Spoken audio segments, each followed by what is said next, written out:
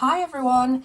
Today we are looking at a brand new colouring book product from Castle Arts. So we all know Castle Arts as being one of the coloured pencil brands that is quite commonly used in our community.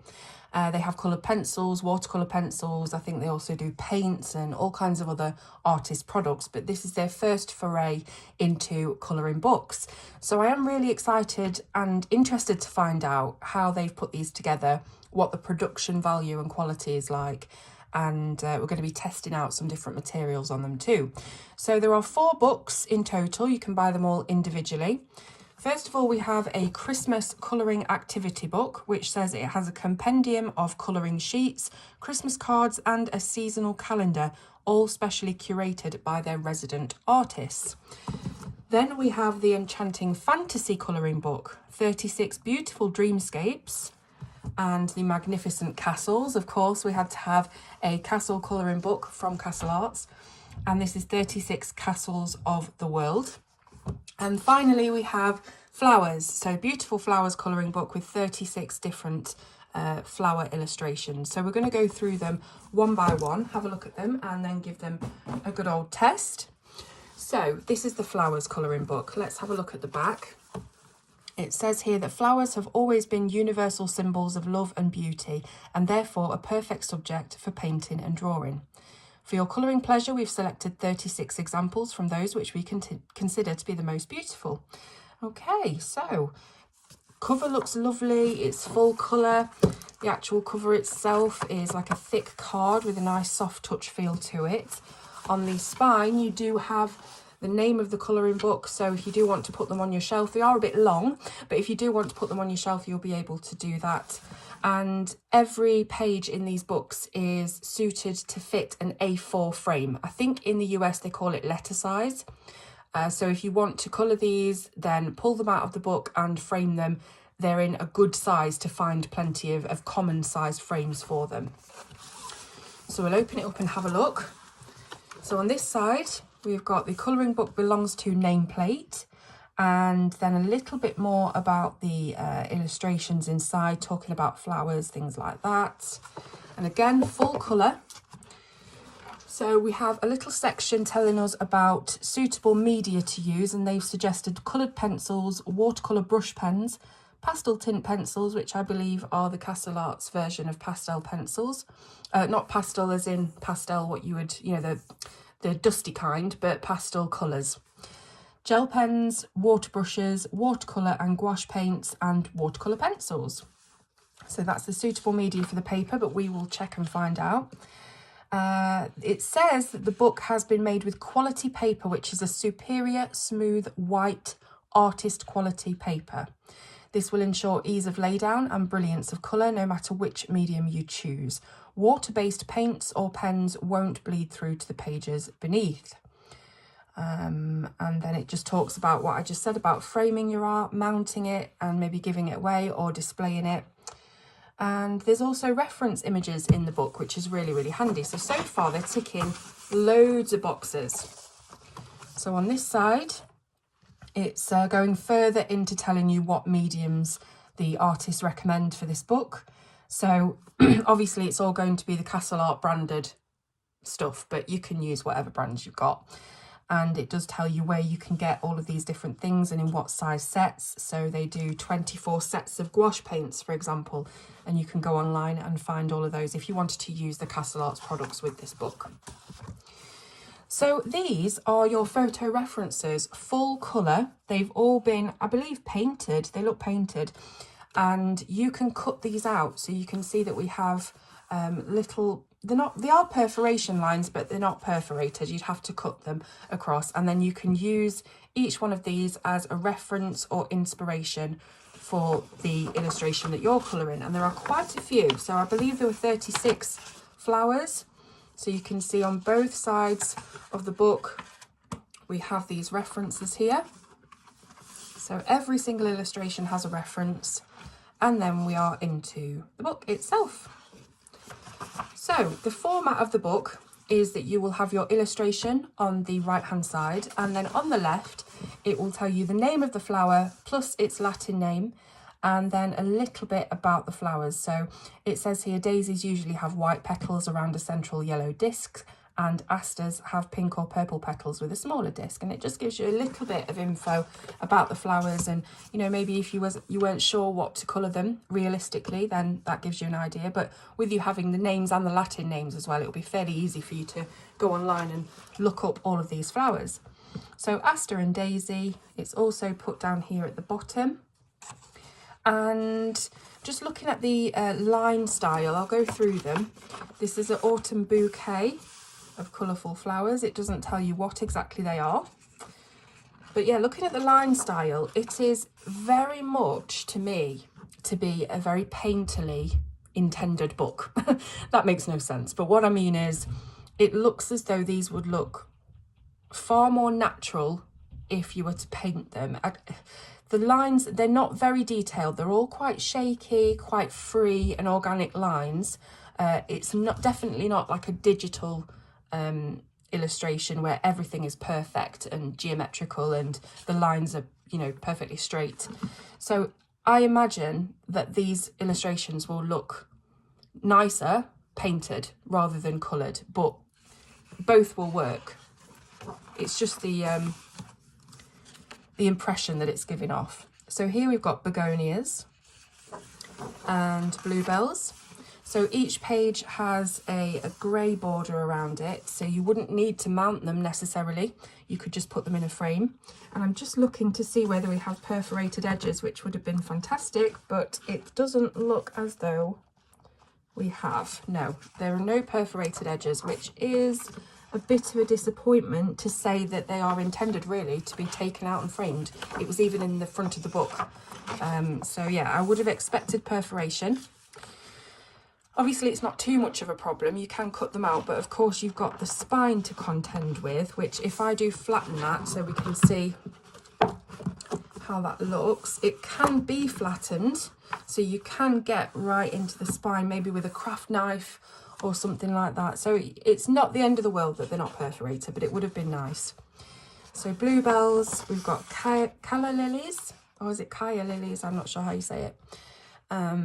But yes, very, very free and loose line work on these. This is called the camellia or camellia.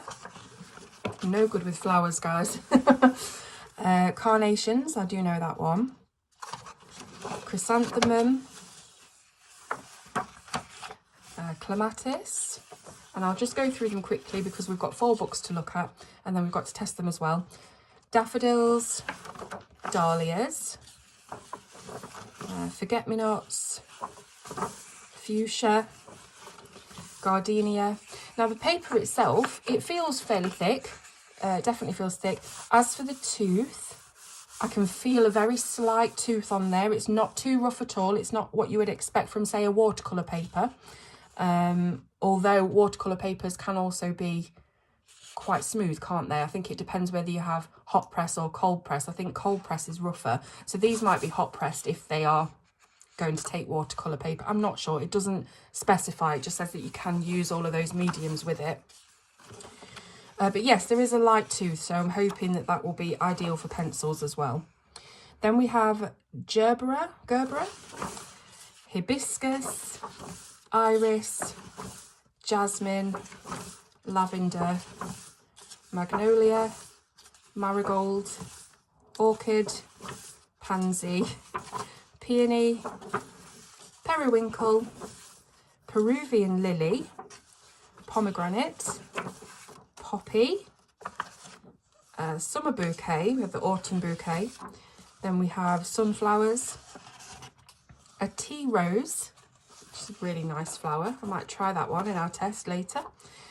Tulip, white lily and iris, and then wild rose. Is that the last one? Is there going to be one more? I think there is. Yes, it is the wisteria. So we're at the back of the book. We've seen all of the illustrations. Now we're going to see what they've put in the back. So it is just saying that the brand Castle Arts is very helpful and friendly if you want to get in touch with them, you know, with any product queries or anything like that, and they give you a customer service email there so that you can go straight to them if you've got any problems, queries, questions. And they do seem to be very customer focused. I think that's the point of this page. And then finally, on the back cover, we have a test your colours colour palette page. So it says here you can test your coloured pencils, pastel tint, watercolour and gouache, watercolour brush pens and gel pens.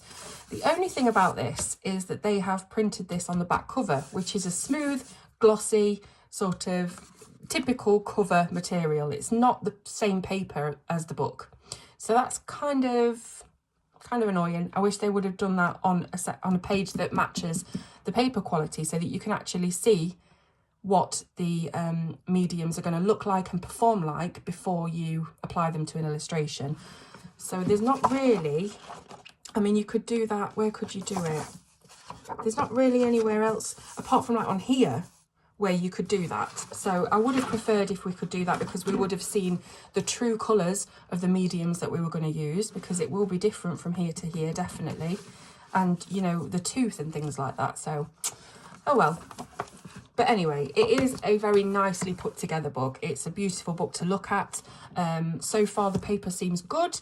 We will be testing that, of course. So I'm going to go through the other books fairly quickly. Otherwise, we will be here all day and I'm very conscious of taking up everybody's time. But we have the Magnificent Castles colouring book. Exactly the same format. So you're getting all of the same information at the start. You then also get your colour references, which are actual photographs of the castles portrayed in this book. So these are real castles, these aren't fantasy castles.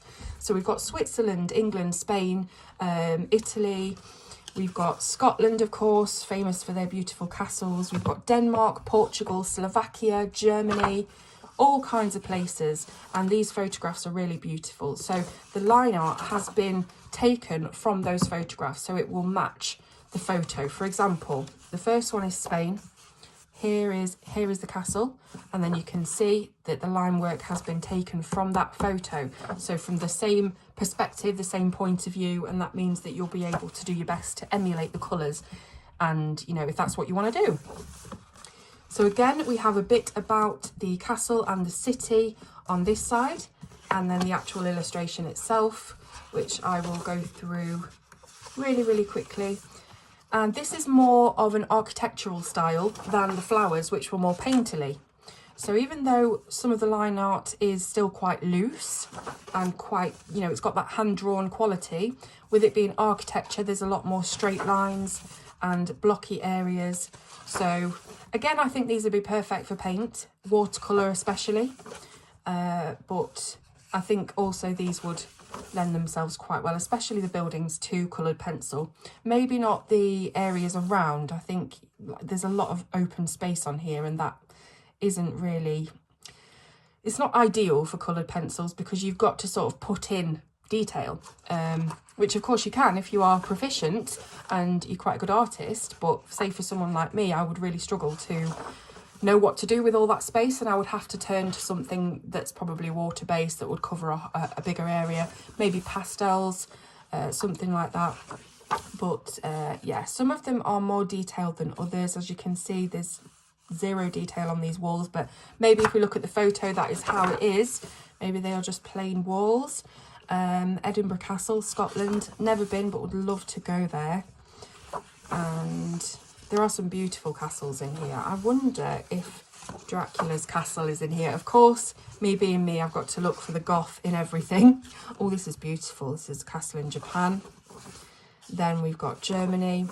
By the way, you can slow down this video. YouTube have a little speed button at the bottom of each video that you can slow it down or pause it if you wanted to see the illustrations a bit longer. Take your time to look at them properly. I'm just going to go through these quick. Germany, Portugal, Slovakia, again Portugal. Then we've got Wales, again famous for their castles. I think there's more castles in Wales than anywhere else in the world, as far as I can remember. My memory serves right. Then we've got an Italian castle, Germany, England, Crimea, Luxembourg,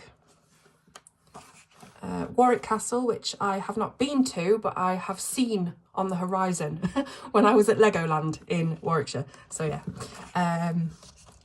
Or is it Windsor? Yeah, Windsor. Hang on a minute. What was that castle? Warwick Castle and Windsor. I think it was Windsor that I saw, actually. Anyway, and then again, you've got the same thing on the back. This isn't, I don't think, was the other one in colour? Let me just check that, because I've got a feeling it was in colour. Not that it matters. No, it wasn't. I'm wrong. Okay, so it's exactly the same. You've got your testing palette there as well. So that's the Castles book. Then we have the Fantasy, Enchanting Fantasy. Same stuff at the front. Got some lovely full colour artwork here. Absolutely beautiful. And again, you can see it being coloured by the artists. And even, I think these must be original pieces, I guess. Does it say on here where they've come from? Doesn't say who is the actual illustrator. It just says curated by our resident artist, which doesn't necessarily mean it was them that drew it. So I wonder if they'll tell us. Again, full colour artworks as your references to be cut out and put next to your illustration as you're colouring. These definitely look like paintings. This one is Alfonso Mucha, I'm sure it is, Art Nouveau. So I guess there are lots of different artists featured in this book. I can't see that it tells you anywhere who the individual artists are, but maybe like the Mucha one, we will recognise some as we go. But really vibrant, beautifully printed images there for your reference. Okay, so I'm just looking to see if we have any evidence of who drew these. Here Be Dragons is how mapmakers of old termed the unexplored wild oceans surrounding the known world. Are these dragons the evil reptiles of Western mythology, or the beneficent, I'm so bad at reading today, worshipped in the Far East? Our knight on his quest to the far castle is soon to discover to his dread or delight. Okay, so we've got a little bit of a story then behind the images. So it's giving us a look into what's happening. And I guess we've got the knight, we've got the dragons, and again, very flowing, very organic, loose artwork, which I can't help but think would be just perfect for paint, really. Foxy Lady. So it doesn't look as though we are going to find out who illustrated all of these, whether or not it is the Castle Arts team or whether it's independently commissioned illustrations, I'm not sure. So this is Foxy Lady. And again, it just gives you a little bit about the background of what's going on in the image. It's almost like having a little story to go along with it. So this one said, a pact of trust has been built between the cunning but cautious, bushy-tailed fleet of foot fox. I swear they're trying to make this really difficult for me to read. And his alluring chestnut ringleted protector. From whence have they sailed across the carmine waters of the enchanted lake beneath islands in the air? So I guess you could look at that and sort of see that as a bit of an insight into what's going on, or you could make up your own story for them. This is Lilies of the Forest. So we've got a couple of fairies here. Water fairies, I suppose. They're all sat on lilies. And this is a nice sort of landscape illustration. Butterfly swing. That's cute. So these look like maybe some nymphs, or they could just be human. I don't really know. It's a fantasy book, so you could make it whatever you want it to be. Lovely illustrations though. Dragonfly pool. I'm going to go through them quite quickly again. Goldfish and the nymph. Woodland reverie. That's a little bit more of a close-up. Swan legends. That Art Nouveau. Does it mention Mucha? I don't think so. It just tells you a little bit about Art Nouveau. Okay. The Ice Maiden. Tropical Nouveau. So we've got that Art Nouveau style, but somewhere in the jungle, I guess, with an elephant held up by balloons. So it is a fantasy book. So again, we've got that Art Nouveau look to this with the framing that's around this lady. Emiko and the Sleeping Dragon. So it's a Japanese themed one. The Princess and the She-Wolf. And Undersea Moon. How could a moon be undersea? That'd be interesting to see how that is coloured. I wouldn't have a clue where to start with that one. Obviously, you've got your references though. The Rendezvous. Ooh, this sounds a bit saucy. We can see this lady is being followed by a Knight of the Realm, but then we've also got this sort of Native American looking creature in the reeds watching on. Pegasus and the Peacock. So that has more architecture in the background there, but then you've got all of this foliage hanging around. Woodland Nymphs. The Raven. This could be a bit of a goth themed page, a bit Edgar Allan Poe. Always looking out for the goth. Mermaids in full flow, so underwater scene, lots of treasure, lots and lots of seaweed details to colour. Arabian Dreams. So what does this say? The Arabian Nights is the ultimate fantasy collection, 1001 stories told by, now let me get this, Scheherazade. Nope, no idea. To the king of Samarkand. I might as well just give up on reading this. You can read it when you get it, folks. The Majestic Visitor. So this is apparently depicting the Monarch of the Glen, which is, of course, a beautiful stag creature. And then Egyptian Beauty. This will be really, really nice with those rich Egyptian colours. Flying Geese of the Orient. Interesting. I didn't realise that was a thing. You think about geese as being quite native to, you think Canadian geese and you think the geese that you see at the duck pond when you take your kids, but I never really thought about geese being in Asia, It's interesting. The Lady and the Unicorn. Strawberry Blush. That'd be nice and to colour those juicy fruits. You could use my how to colour fruits tutorial. Golden Visions, so loads of gold on this, I guess. Well, there could be. It's candle lit, so you can work on your light sources. The Dragon in Winter. Maya Serpent. The Ancient Mayan Civilization. The Lovebirds. Mechanized Maiden, it's interesting. A dystopian take on fantasy, an Art Deco feel to this highly symmetrical design with intermeshing cogs, flowers, brass flowers actually, and a steel-crowned queen. Interesting. So it's almost like steampunk / Art Deco, and then you've got, excuse me, the Egyptian influence there as well. Very interesting. Very unique illustrations, these. Fishy Tales. So this really reminds me of like a Selena Fenwick illustration. She loves her mermaids.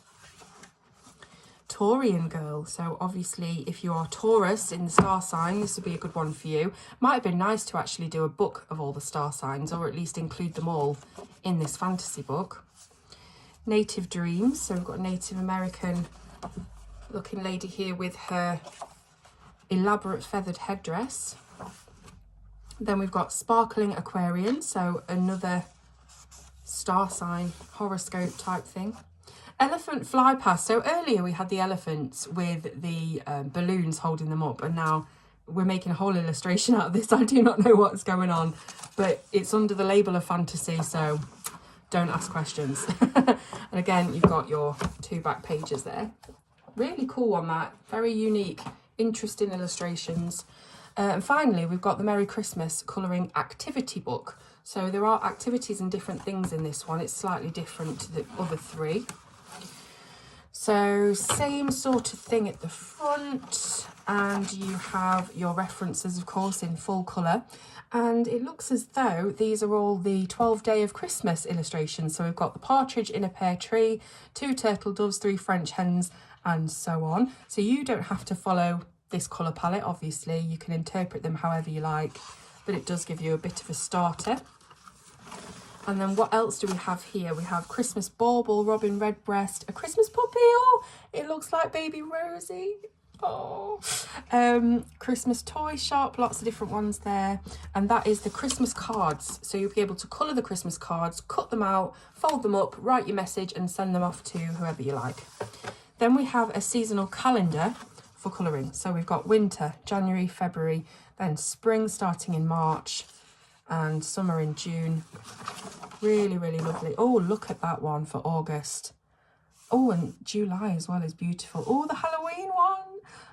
Right, I might have to say that this is my favourite out of them all so far, just looking at the references. So it does tell you here that you've got your 12 days of Christmas colouring sheets to get into the traditional spirit based on that Christmas carol.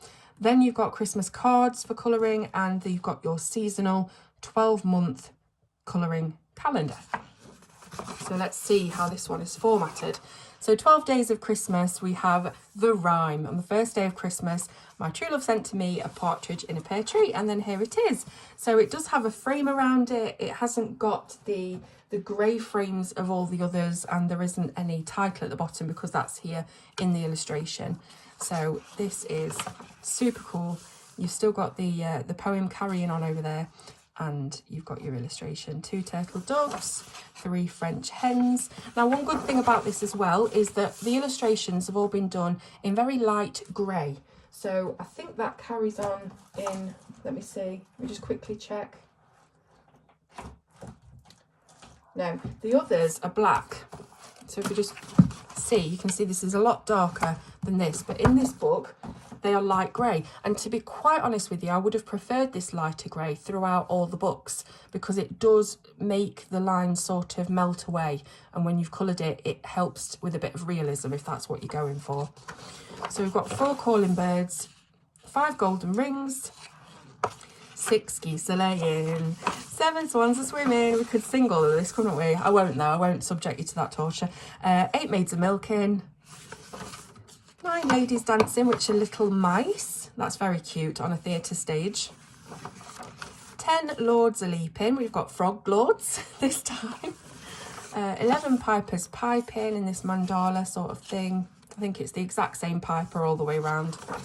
And 12 drummers drumming, which is an assortment of animals. This is really cute. I really like that. Very, very cute. And then we've got our Christmas card. So what does it say we have to do on here? Colour in your chosen card, then carefully cut from the book along the dotted line, then fold along the inner fold line to make the card ready to sign and send. So you cut down the centre and you fold. So let's just have a look in the spine. I'm going to have to crack the spine again. Just open it up and see. Yeah, so we've got cut out line here, again not perforated, again kind of annoyed about that, and then obviously you would fold your card down here. So that would be the back. Got room to write things on the back or draw something, it's up to you. But let's have a look at the illustrations that are on the cards. Are there any messages inside? Yes, there are. Wishing you a very Merry Christmas, hope your stocking is stuffed full of joy this year. That's the message for the first card. And we have a little emblem as well in monochrome. And we've got a robin here, and I think the message is going to be the same all the way across. This is a landscape card, so you would fold it and it would stand that way. I'm sure you know what I mean. As for the actual paper, it is the same paper throughout all of the books, and it's not really an ideal thickness for a card, to be quite honest. Would have been nice if they could have made this thicker so that it would stand a little bit better. It's definitely not, you know, a Christmas card thickness, but hopefully it'll work. Then we have some snowmen, and we've got Santa and his reindeer. So I love these little monochrome emblems that are on the inside. And we've got the dog, the little puppy, little Yorkshire Terrier. I'm definitely going to have to do this one, 1,000,000%. Oh. Then we have a stained glass one with some candles and a rocking horse. So these will also give you a little bit of, it's probably better than the reference really, unless you are looking for colour inspiration, because these will show you really clearly the contrast between the highlights and the shadows. So if you're looking to use your own colour palette but you want to know where to put dark and light, it'd be good to use those. Then we've got a stocking and a boot. A boot. We've got a gingerbread shop. Well, I was going to say gingerbread. It's clear it's not gingerbread. It is just a toy shop, but it immediately reminded me of a gingerbread shop. That's really sweet as well. And then we get to the seasonal calendar. This is for you to colour month by month and then carefully cut out along the dotted line of the page that is current to display on your wall or fridge. So you can use this any time of the year, doesn't matter what year it is, as they are not specified to be 2022 for instance. So on this side we have a little bit about the month of January, where it comes from, talking about the illustration where that is based, so the Northern Hemisphere, but then down in the Antarctic where the emperor penguins are. So yeah, like nice little bit of info, I suppose. And then at the bottom, so you've got your January, and then at the bottom you have got each day. So if you want to cross off each day or whatever, you can't really write appointments on it, but it's there anyway. And then the same for February. This is saying that it's a distinctly Middle European townscape, which could well be somewhere like Slovenia, where February is known as the month of icicles. I love these little tidbits of information because I do find out a lot about the world from this. You know, when these books that are based on places have these bits of information. So, yeah, lovely. That is a beautiful illustration. The lines are incredibly narrow on some of the detail. You would probably fare well with fine liners, to be honest. I haven't used fine liners in such a long time, but I think I'd have to crack them out for this. Then we've got March and April. What is this? Oh, of course, Easter eggs and tulips, of course. May, so this is getting into that, you know, this sort of spring, summertime when you're doing your gardening and it's the lovely weather starts coming out. My favourite time of year is spring because it's the breath of fresh air and the nice weather after a nasty winter. I do love a spring time of year. So we've got June, lots of flowers. July is quite exotic, of course. We saw this one, and we also saw this one for August, which was that camper van, and it was very bright and vibrant and summery and absolutely what we need on a day like today, which is horrible. I don't think it's got light these past few days, never mind anything else. It's just done nothing but rain and be very dreary and dark, so not great. We've got loads of leaves here for autumn, and then we've got the Halloween for the October month, which is a witch with a creepy looking moon. We've got pumpkins and scaredy cats and scary trees and all sorts of things. Love it, absolutely love it. I think this is definitely my favourite book by far. Even though it's more of a Christmas book, we still do have those year-round things. So, yeah. November, we've got a couple of little, are they dormice, field mice? Not sure, does it say? Yeah, dormice. And then finally for December, this is, where is this? I have to read it. It's a castle somewhere. It just says it's a frozen castle, but you can go for blue colours if you want to make that, you know, a frozen castle for sure, but you can do it however you want to do it. We do have some footprints in the snow over here, so it might be an idea to stick to the snowy palette. And that is it. So, all this video, which has been, how long has this been? Half an hour we've spent looking through these books, but I'm sure you'll agree it was worth seeing everything that's inside. I do like to give you a very good insight into what you are getting page by page, so you know what you're buying before you spend money. Right, so let's have a go at colouring and, you know, trying out some of these pages. I did say that I wanted to try one of these flowers, didn't I? Which one was it now then? I'm sure it was toward the back of the book. Let's see. It was the tea rose. So what we're going to do is we're going to try a couple of different items on this. As I said, I do have some Castle Arts products to use, but we are going to use other things as well. I do appreciate that not everybody will have or want Castle Art products. It's, you know, very individual type thing of what pencils and brands that you enjoy using. But I do have the Castle Art Golds here. So I think what I will do is just on the spec, pick some colours, see if we can get a nice bit of colour on these roses and see how it performs. I'm going to need something in between, I think. So I'm just picking out some colours by eye. Haven't planned this at all. What have I picked out? Purple Deep, Purple Light, Azalea Pink and Pink Bloom. So what I will probably do is start from the darkest bit, and I'll zoom you in. Let me move this across. Oh, I just don't have the room for this, guys. Yeah, you can see that. And then I will do a bit of colouring. So let's see. I'm going to do some very, very light shadows on this petal. And this is with the darkest one, which was the Purple Deep. And these are the Castle Art gold pencils. So they're not the original Castle Art. They are the, I think, are they the oil-based version? Yes, that's right. My memory is terrible. That feels really nice so far. I'm only doing a light layer at the moment, so it'll be interesting to see how many layers we can build up. I think I'll just pull that down a bit there. I'm not fantastic at colouring flowers. It's not really something that, you know, I'm very enthused about colouring, but they always look beautiful when they're done. And then we've got this Azalea Pink.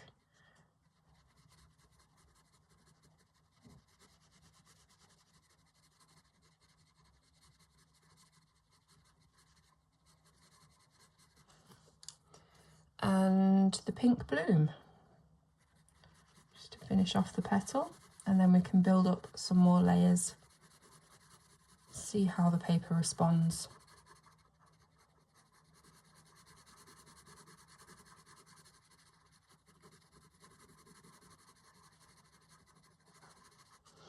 Okay, so quite nice for the first layer. Let's go in again with our Purple Deep.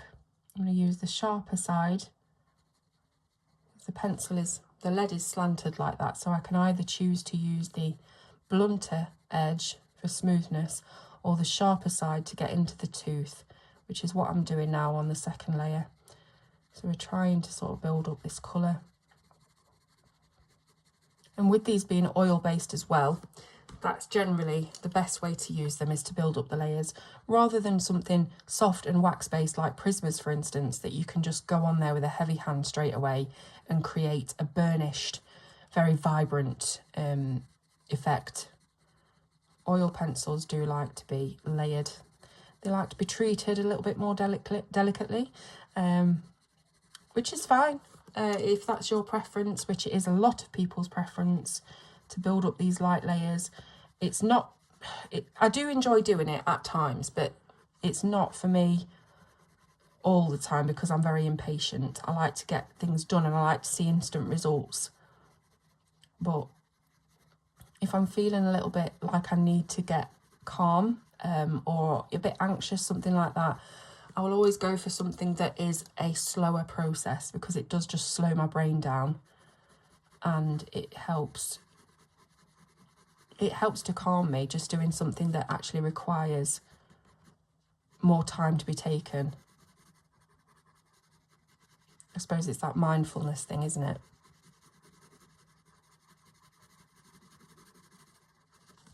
So we've got 2 layers on there, going back into our darkest, pushing just a little bit harder, trying to fill in that tooth.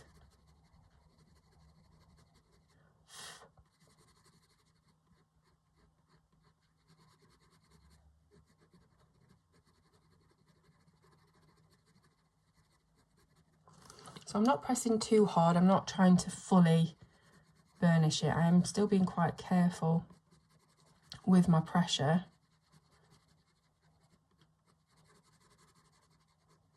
And the paper is taking it really well.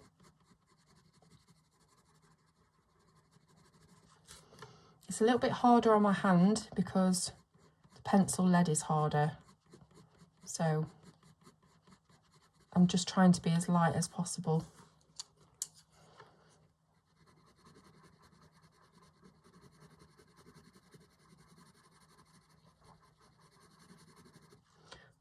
Just a slight bit of dust coming away there.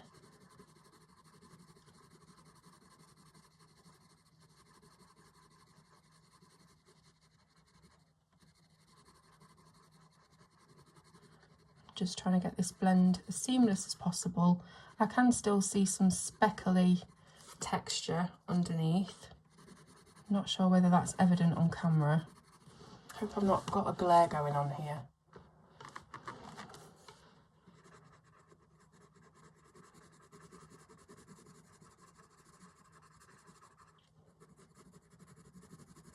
I'm just going over the whole thing with this lightest colour.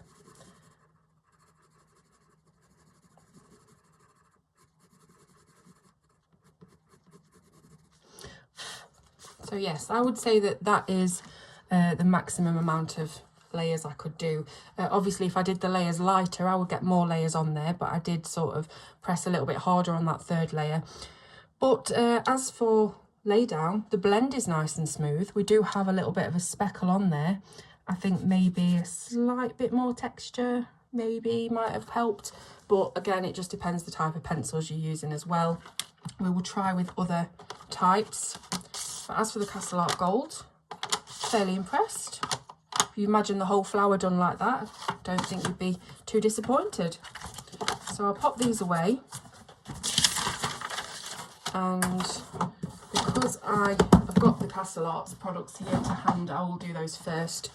So we have the watercolour pencils. This is going to be interesting because this is going to be the first time that we see how water interacts with the pencils. So I think I'll try and get similar colours if they are in this. It's not as many pencils, so I don't know whether we've got the same or whether they are different. We've got a mulberry colour. Oh, these are very strangely set out. This one looks grenadine. No, it's probably more of this flesh light, maybe with the grenadine light, and then something in between. It's a little bit too bright, these in between colours. What's this one? It's got something strange on it. I've just realised I'm super zoomed in. You might not be able to see what I'm doing. Okay. Let's try those three because they are watercolour. They are going to move and hopefully that will help the blend a little bit more. So I'm going to do the same thing. Mulberry. Maybe I should sharpen these actually because they are brand new and I don't want that to affect, you know, if there's any coating on them or anything like that. So I'll just give them a quick sharpen. So we've got the mulberry.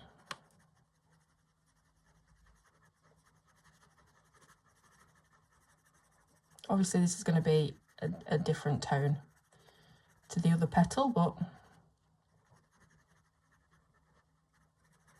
put some of that pigment down. I'm still doing it quite lightly, but I am going over the same area a couple of times to make sure that we've got enough pigment there. And then next is the grenadine light. Again, I'll sharpen it.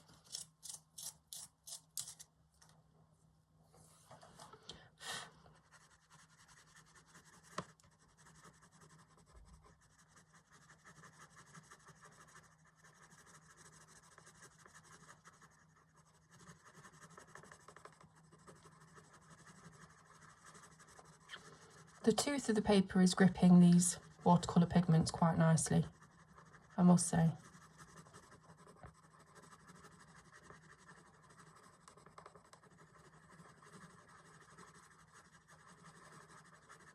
Okay, I think that will do. And then finally, we have Fleshlight. Not Fleshlight, don't get confused. Fleshlight.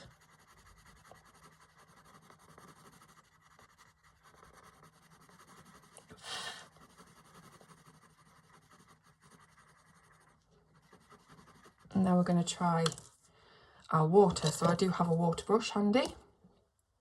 Just make sure that's nice and primed. There we are. So I think, I don't use these a lot, watercolour pencils, but I think you start from the lighter area, don't you? So that you don't sully the colour with the darker pigments.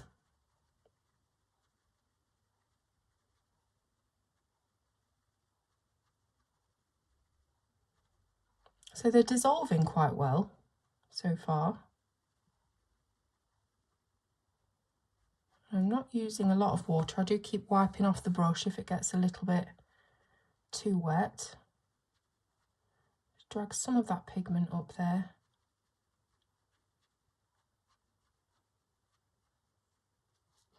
So obviously it's not as vibrant, it's not as saturated, but I do actually quite like the painterly look. As I did mention earlier, I think that these illustrations, the flowers in particular, do lend themselves to the painterly look, the watercolour look. So actually out of the two, I'd probably prefer the watercolour. Maybe I would put a little bit more pigment down, but if you can just try and imagine the whole of the flower in this, how pretty it would look. So yeah, paper itself, how is it taking the water?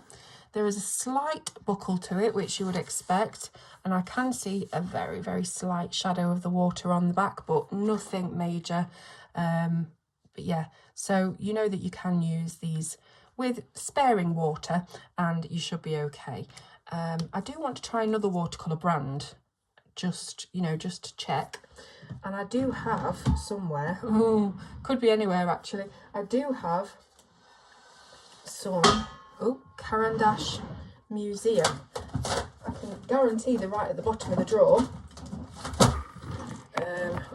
Everything's falling to pieces. But I want to try some different watercolours. Yeah, hang on a sec. Trust me to decide to choose something that's right at the bottom. In fact, you know what I have to hand that's even, on a par is the Faber-Castell Albrecht Dürer watercolour pencils. These are really, really good quality as well. So the museum ones are at the bottom of the drawer, but these will hopefully do the job. Let's see then. So same kind of colours.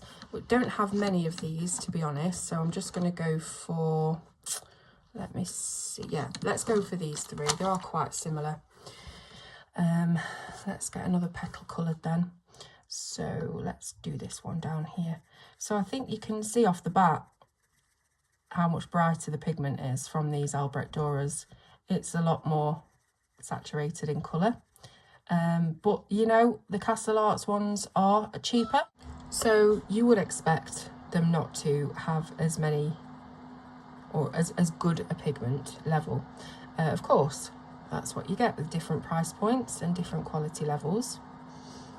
But it is interesting, it will be interesting to see what the finished result is with a little bit more pigment. So the colours that I chose out of there was magenta, middle purple pink and rose carmine.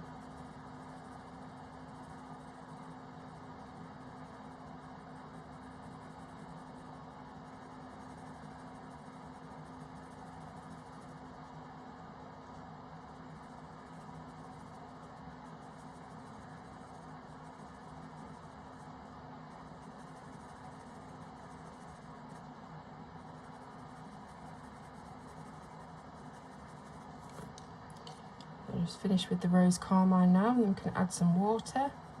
See, these are the kind of pencils that you could use dry, and it really wouldn't make a difference between these and coloured pencils. If you put obviously a few more layers down, they'd look quite identical to coloured pencils and you wouldn't need to use water at all. But obviously we do want to see what it looks like with the water. So just very quickly filled that in. That's a great thing about this medium actually, is that it is quick. So you can just roughly colour it and then you're letting the water do all of the work. So again, we will start from the lighter area and just push some little bits of water into it. We're not soaking it, we're not saturating it. We're just doing little circular motions, going from light to dark.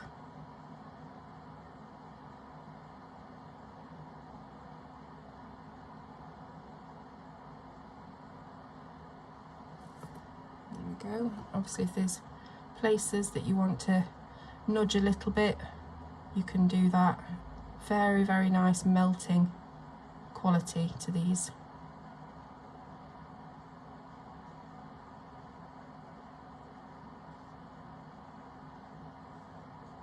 But other than that, you just let the water do its job and you have a lovely result at the end of it. So again, we've got a little bit of a buckle. I can see that the paper's sort of convexing a little bit. We'll see how that dries. There is some speckles of pigment sort of clinging around, but see how we go when it's dry. And the most important thing is, if you're like me, you like to play with it and play with it and play with it until it's ruined. So the best thing is to just try and leave it alone. So we'll leave it alone, we'll see what happens.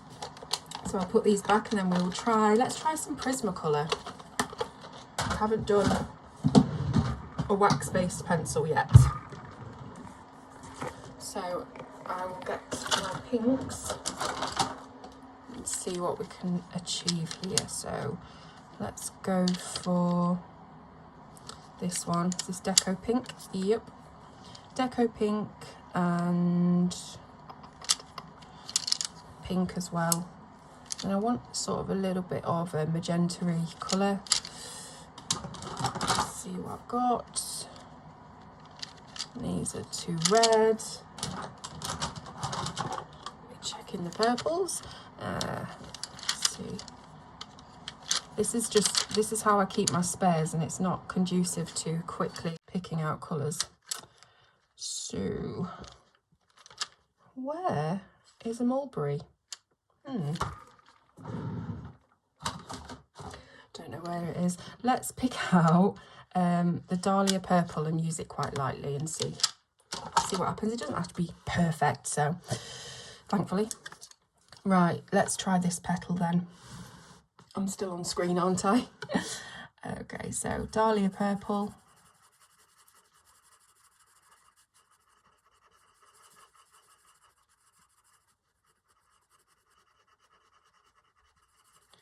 I am still being quite light with this, even though I'm not forced to be, because it's a really good heavy-handed pencil. I just want to plot the colours first, I always do. And then we can go back in and really get pressure with it, get hard with it,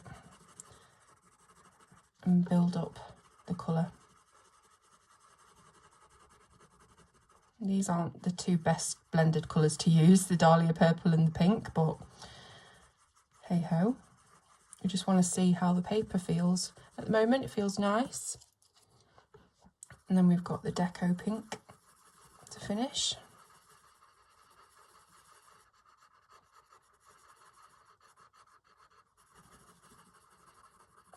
Sometimes don't like my videos to be too organised. They never are anyway, but I mean, it's nice sometimes for you to see that I'm just doing this on spec, how you would sit and do it. You would sit and try and pick out colours by eye or whatever, you know, if you're not using charts or things.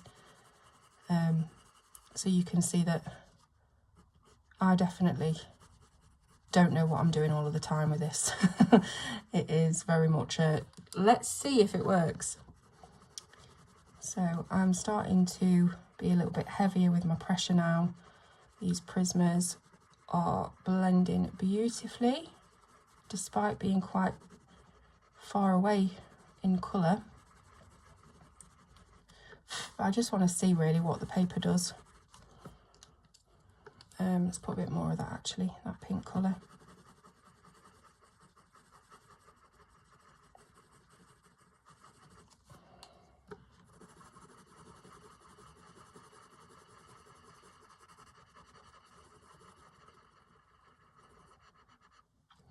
So I'm just looking at this this Albrecht Dürer bit that we did, and I think I must have added too much water or something, because we've got a very strange look going on here where the Castle Arts, despite being a cheaper pencil, actually look a lot smoother and softer than this. So maybe it's got to be my technique, I should think.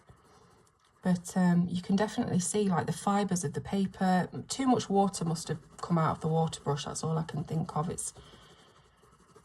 I'm not adept, and I don't claim to be adept with water-based medias. I don't use them a lot. I like to use Neocolor 2s, but they're a lot thicker and you can sort of build them up. I know you can build these up, but I think with the way that the paper is buckling a little bit, I wouldn't want to add a lot more onto that layer-wise.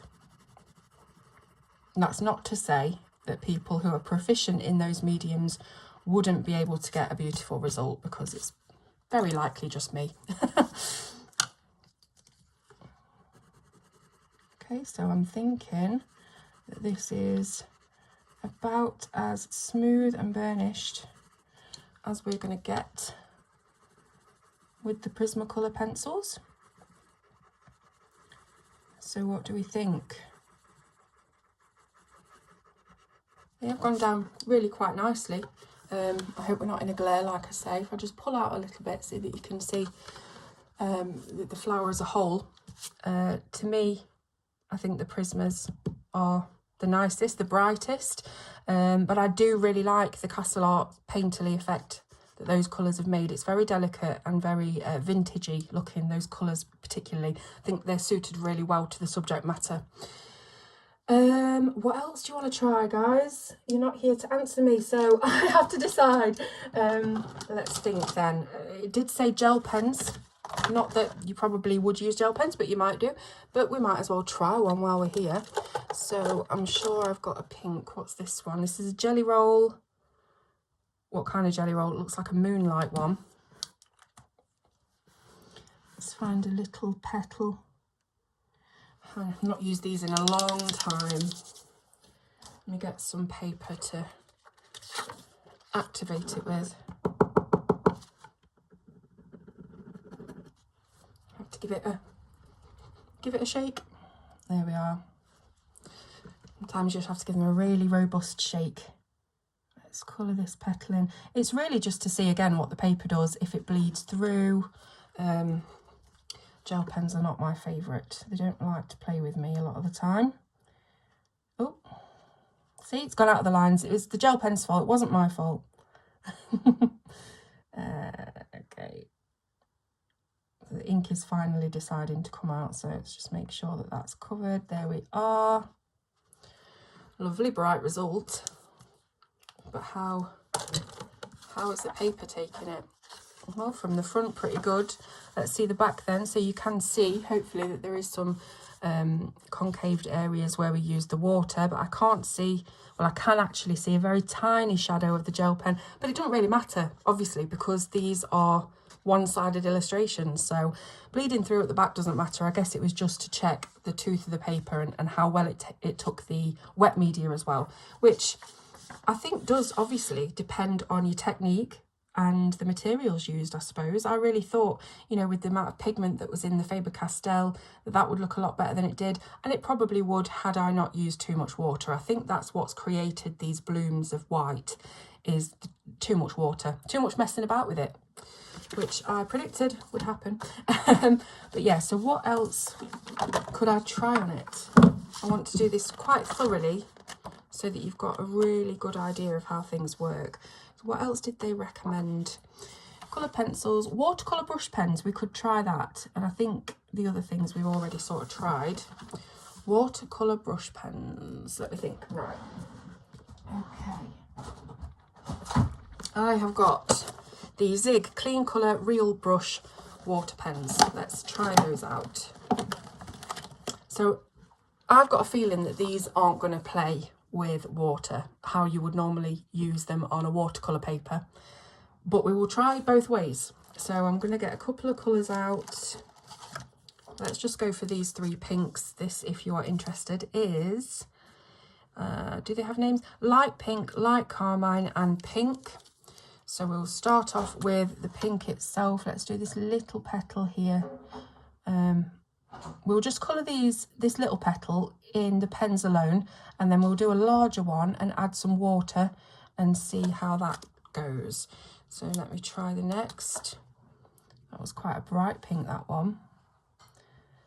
Oh, they're blending quite nicely. I think it's important to work quickly though, while they're still wet. That is really nice, actually. I want to do a bigger petal. So let's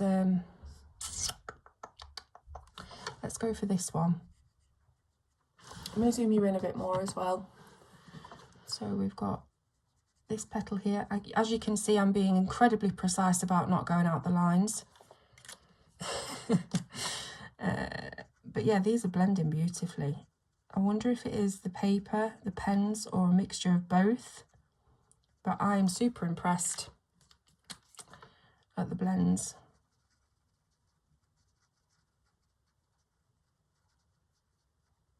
Wow, look at that. It's not often that you get an alcohol marker quality blend out of a watercolour pen or a water-based pen. And I'm super happy with that. Yeah. Let's try them with some water then. So say we just wanted to use a little bit of this at the bottom. And then we wanted to use water to drag it out for a painterly look. Oh, wow. I am very happy to have been wrong in my prediction about this. That's worked beautifully. Really, really nice. So yeah, if you do have water-based pens, they will work really well in this book, whether you use them with water or without. So yeah, I'm going to say, if we're talking about how well the paper has worked with the different mediums, I've got to give it an 8 out of 10, surely. I mean, I know we had some problems here, but I think that was purely my fault. But as for how the wax is laid down, I think the oil has laid down with a little bit more speckly texture than I would like. So I prefer the smooth wax look. But overall, can't fault the paper, to be honest with you. Let's see on the back. Yeah, nothing. Fabulous. So I think I have shown you everything I can show you. Obviously, if you've got anything else you want to know about the books, you can leave me a comment below and I'll try my absolute best to get back to you. But these are really nice. It's great to see a coloured pencil brand coming out with their own colouring books. And I think the way that they've produced this has been really well done. It's been well thought out. They've got the colourist and the artist in mind. I think perforated pages would have been great. I think thicker paper would have been great, especially on the Christmas card bit. But as a colouring book, I can't really fault it any more than that. So if you like the illustrations and you're wanting to buy one or all of these books, the link will be in the description for you to go straight to them and have a good nosy. Price wise, I'm not entirely sure what they're selling for yet, but click the link in the description. You'll have an up-to-date price, whatever time of year it is that you're watching this video. And yeah, so hope you've enjoyed another rambly one from me, and I will see you very soon on Colour with Claire.